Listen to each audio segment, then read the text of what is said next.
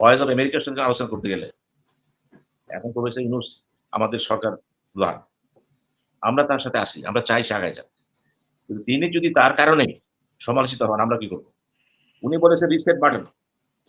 Reset button আমরা কি যাত্রা শুরু করছি ৫ই আগস্ট থেকে? এই জাতির জন্ম ৫ই আগস্ট হইছে?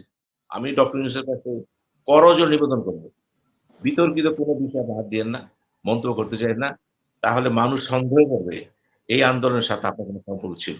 এতক্ষণ আমার এই ছোট ভাই যে কথাগুলি বলল এবং অ্যাডভোকেট মামুন মাহবুব তার সমর্থনে সুন্দরভাবে ব্যাখ্যা দিয়েছে।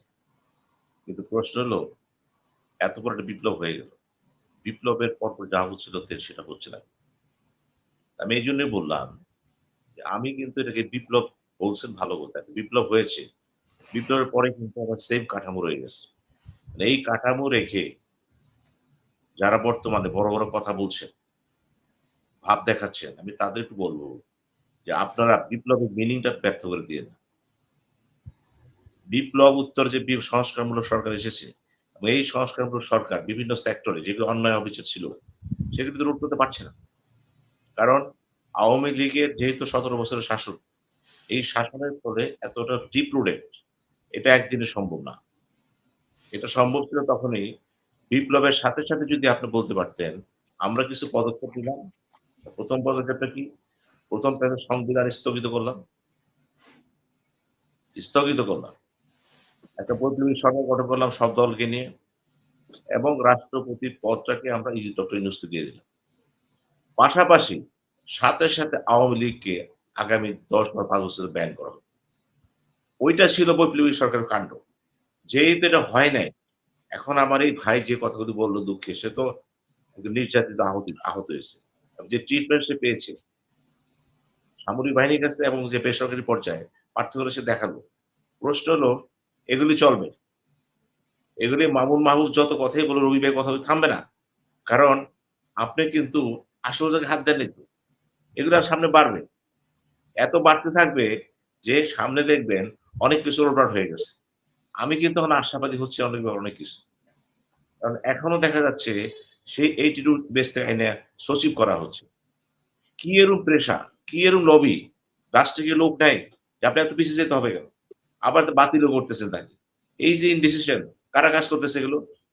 যদি বিপ্লব হতো এটা হইতো না। বিপ্লব হলে হতো না কিন্তু। তাহলে উনি অনেক তো কথা বললেন যে রিসেন্ট বাটনে ক্লিক করা হয়েছে। তো সব পুরাতন সব শেষ হয়ে গেছে। তো পুরাতন গুলোকেই তো আবার নিয়ে আনা হচ্ছে। আমার কথাগুলো এখানে শেষ। আমার এই ছোট ভাই যেগুলো বলল, আমি তার সাথে একেবারে সহমত প্রকাশ করছি এবং অ্যাডভোকেট মামুন সুন্দরভাবে বলেছে, আমরা তার সাথে আছি। প্রয়োজনে কেস করা যাবে, যাবে। কেন অ্যাডভোকেট মাহবুব কেস করতে যাবে? মামুন মাহবুব। কেন রাষ্ট্র বসে থাকছে? রাষ্ট্র তো এইজন্যই করবে না। মাহবুব তো এইজন্যই করতেছে, রাষ্ট্র দায়িত্ব পালন করতেছে। এটাই হলো সবচেয়ে দুর্ভাগ্যের ঘটনা। এবার আপনি আসেন, রিস কি বলে রিসেট বাটন। এখানে রবি ভাই আছেন, অ্যাডভোকেট মামুন মাহবুব, অত্যন্ত সচেতন আইনজীবী। আমি কিন্তু কাউকে নিয়ে অতটা বেশি চিন্তা করি না। আমি মনে করি প্রত্যেকটা ব্যক্তি পৃথিবীর জন্য জরুরি, প্রত্যেকটা ব্যক্তি অপ্রয়োজনীয়। কারণ স্বয়ং আল্লাহ তাআলা বলেছেন, আমি কৌতুকের ছলে কোন কিছু সৃষ্টি করিনি। অর্থাৎ প্রত্যেক গুরুত্ব আছে কিন্তু। আমি ইচ্ছা করলে মুহূর্তের মধ্যে অস্বীকার করতে পারি, আবার স্বীকার করতে পারি। আমি প্রফেসর ইউনূস অনেক উচ্চমানের লোক, মর্যাদার লোক তার সেক্টরে সে নাম করেছে। কিন্তু আমি তাকে একজন বিদ্যার সাথে তুলনা করব না। একজন রাষ্ট্রবিজ্ঞানীর সাথে করব না। কারণ যার লাইনে সে করেছে। উনি এনজিও করতেন, নোবেল পুরস্কার পেয়েছেন। ওইদিকে। এখানে থাকেন না কেন?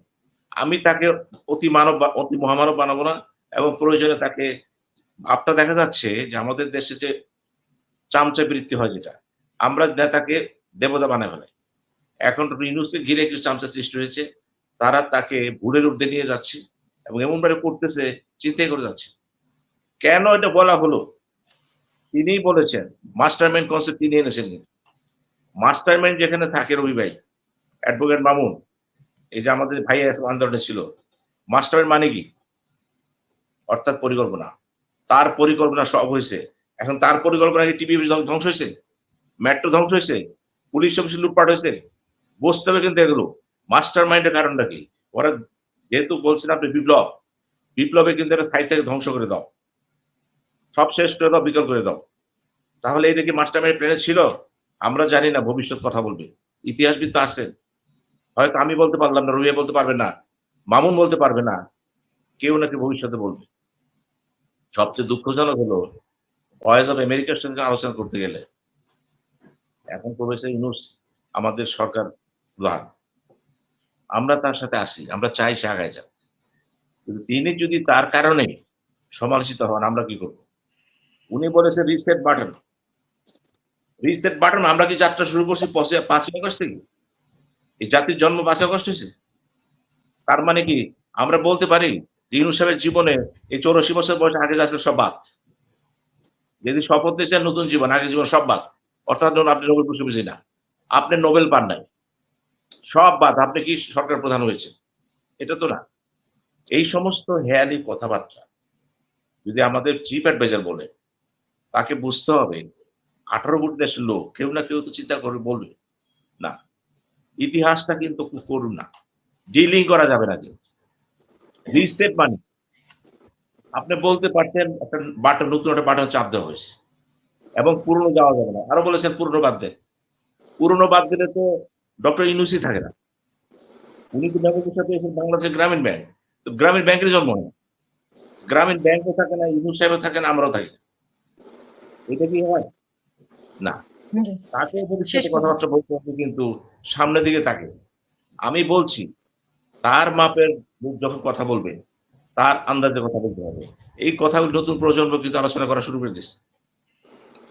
রিসেট করা হয় না কিন্তু। কথা প্রশ্ন করেছিল পাকিস্তানকে নিয়ে। তিনি কথা ঘুরিয়ে নিয়ে গেলেন সার্ক নিয়ে। আমি এখানে বলতে চাই, ডক্টর ইউনূস ইচ্ছা করলে কি সার্ক হবে? সার্ক যখন জন্ম হলো 85 এ হোসেন মোহাম্মদ এরশাদ, তার আমলে কিন্তু না। হোসেন মোহাম্মদ এরশাদ ভালো কাজ করেছে, একটা হচ্ছে সার্ক।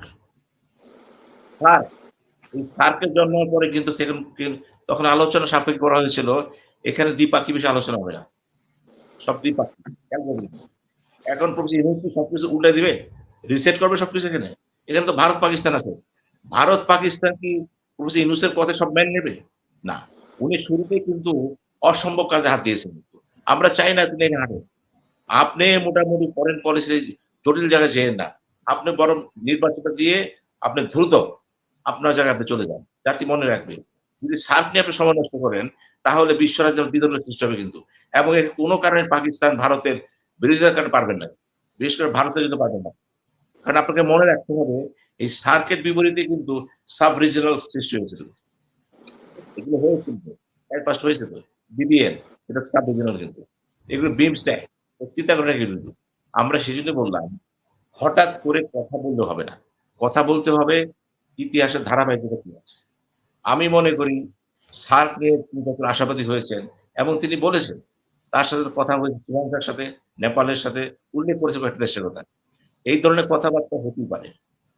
এগুলি কোন কথা না। জাতিসংঘে গেলে অনেকের সাথে কথা হবে আপনার। কিন্তু সেগুলি নিয়ে আপনার সামনে এখন প্রধান চ্যালেঞ্জ হচ্ছে আইন শৃঙ্খলা, রাষ্ট্র, সংস্কার এবং নির্বাচন দিয়ে আপনি সসম্মানে জাতির উদ্দেশ্যে ভাষণ দিয়ে বিদায় হবেন। বিদায় হবেন এবং আজীবন জাতি আপনাকে মনে রাখবে। সুতরাং আমার মনে হয় এবারকার আমেরিকার সফরটা, জাতিসংঘের সফরটা কিছু ক্ষেত্রে উজ্জ্বল নক্ষত্রের মতো কাজ করছে। কিছু ক্ষেত্রে বিতর্ক সৃষ্টি করেছে। এই ২ টা বিতর্ক সৃষ্টি, একটা হচ্ছে মাস্টার মাইন্ড, আরেকটা হচ্ছে রিসেট বাটন। এই ২ টা জিনিস আমরা যে ব্যাখ্যা দেই না কেন, আমাদের কিন্তু সাহস করে কথা বলতে হবে। কারণ বলা হচ্ছে এখন কথা বলা যাবে। আমি চাই ডক্টর ইউনূস যে প্রক্রিয়া এখানে এসেছেন, মানুষের ভাবমূর্তি বজায় রাখেন এবং আপনার প্রতিটা পদক্ষেপ কিন্তু একটা ভুলের জন্য ১০ টা ভুল হয়ে যাবে। আমরা এখন সাপোর্ট করি। আমরা পাকিস্তানের সম্পর্কে কি হবে আমাদের মাথাটা নেই। এই মুহূর্তে না। কারণ আমি একটা কথা বলে শেষ করি, রবি ভাই এবং অ্যাডভোকেট মামুন, আমি যদি ঘুরে কথাটা বলি, ২৪শে ডিসেম্বর মার্চ পর্যন্ত বঙ্গবন্ধু হোটেল কন্টিনেন্টালে আলোচনা করছিলেন। কার সাথে? ভুট্টো ইয়াহিয়ার সাথে। এবং তিনি বললেন, "একটি জাতির ভাগ্য নির্ধারণ সোজা নয়।" দৈনিক ইত্তেফাক দিয়ে খুইলা দেখেন। আমরা পড়েছি। আমরা স্কুলে ছাত্র ছিলাম, কিন্তু আগ্রহ ছিল পড়ার জন্য। ২৬শে মার্চ যদি অ্যাটাক না করত, ঠিক এখানে আসলো। 26শে মার্চ অ্যাটাক না করতো রাজারবাগ পুলিশ ফাঁড়ি এবং ঢাকা বিশ্ববিদ্যালয় এবং এরপরে যে ক্র্যাকডাউন না করতো, ভারতের লোক যেত না। যারা বড়, বড় কথা বলেন, ভারতের লোক কে পাঠাইছে? এই পাকিস্তান আর্মিরা পাঠাইছে। এই তার দোসররা পাঠাইছে। আল-বদর রাজাকার তারা পাঠাইছে। স্বীকার করেন। ভারতের লোকগুলি গেল কেন? এগুলিকে আমরা পাঠাইছি? ভারত ধরে নিয়ে গেছে আপনাকে? পাকিস্তান পাঠাইছে আপনাকে। কাজে শাহবাজ শরীফকে বলতে হবে ইতিহাস ট্র্যাক চেঞ্জ করে দেন। আপনি বলেছেন এক ব্যক্তি শাস্তি হয়েছে। আপনি ধর্ম দেখতেছেন না? যদি আমরা বলি আপনাদের শাস্তি হয়েছে, এগুলি একটু প্রতিবাদ করতে হবে। 26শে মার্চের ঘটনার পরে যা ঘটছে, ভারত কেন আশ্রয় নিলাম? আমরা কি দেশ ভাগ করতে চাইছি? কেন আশ্রয় নিলাম? আপনারা বাধ্য করছেন। সুতরাং ইতিহাসটা ঘুরাই দেন। কে আমাকে বাধ্য করলো ভারত যেতে? পাকিস্তান আর্মিরা। খেয়াল করবেন। সুতরাং পাকিস্তান প্রীতি না দেখে, জিন্নাহ জন্মদিন পালন না করে ইতিহাসটা ঠিক জায়গায় রাখেন। রবি ভাই সম্ভবত আপনি মুক্তিযোদ্ধা ছিলেন। ভুল ত্রুটি আছে। থাকলে বলে দেন শেষ ভুল। করবেন ছিলাম, হ্যাঁ। বলছি না যে আওয়ামী লীগ সব করে। আওয়ামী লীগ তো অনেক অপকর্ম করছে। মুক্তিযুদ্ধের একটু বড় কিন্তু আওয়ামী লীগই করছে। অতি কর্তৃত্বের বেশি করে ফেলেছে। কাজে এগুলি আপনার আলোচনা করতে হবে পুঙ্খানুপুঙ্খভাবে। এবং এগুলো আলোচনা করতে গেলে আপনাকে দেখতে হবে জিয়াউর রহমান অবদান আছে এই মুক্তিযুদ্ধ নিয়ে। এরশাদ মুক্তিযুদ্ধ করে নাই। অবদান আছে তার। শ্রেষ্ঠ সন্তান কথাটা কে বলেছে? এরশাদ। আপনি খেয়াল করবেন যে, যে কাজটা করেছে ধারাবাহিকতা রাখেন কিন্তু। জাতি কিন্তু একটা দলের না, একটা গোষ্ঠীর না কিন্তু। একইভাবে আমি বলব, ডক্টর ইউনূস এই মুহূর্তে ভালো কাজ করে যাবেন, ওই ইতিহাসের অংশ হয়ে থাকবে। বেশিও না কমও না। অতএব আমার আকুল নিবেদন কেয়ারটেকার এই ইন্টারিম গভর্নমেন্টের প্রধান হিসেবে আমি ডক্টর ইউনূসের কাছে করজোড়ে নিবেদন করব। বিতর্কিত কোনো বিষয়ে হাত দিয়েন না, মন্তব্য করতে চাইেন না। তাহলে মানুষ সন্দেহ করবে এই আন্দোলনের সাথে আপনার কোনো সম্পর্ক ছিল। অসংখ্য ধন্যবাদ। হঠাৎ করে কিন্তু ফ্রান্সে আপনার দাওয়াত দেয়নি। আপনি বলেছেন আপনি মাস্টারমাইন্ড চিনেন আর কেউ চিনে না। কিভাবে আপনি চিনেন? চিহ্নিত করলেন কিভাবে? এগুলো কিন্তু চলে আসবে কিন্তু আপনার। এবং ইতিহাস নিয়ে আমার মনে হয় বেশি কথাবার্তা না বলেই ভালো। কারণ এখানে জিয়াউর রহমান, বঙ্গবন্ধু শেখ মুজিব, আলম ভাসানী জড়ায় আছে, ৪ নেতা জড়ায় আছে কিন্তু এখানে। আমরা ইচ্ছা করে রি-বাটন দিতে পারব না কিন্তু। রি-বাটন দেওয়ার অর্থই হলো আমাদের প্রধান উপদেষ্টা অস্বীকার করতে চাচ্ছেন নোবেল পুরস্কার পান নাই বাংলাদেশ থেকে। গ্রামের জন্ম। ধন্যবাদ। অসংখ্য ধন্যবাদ। আমি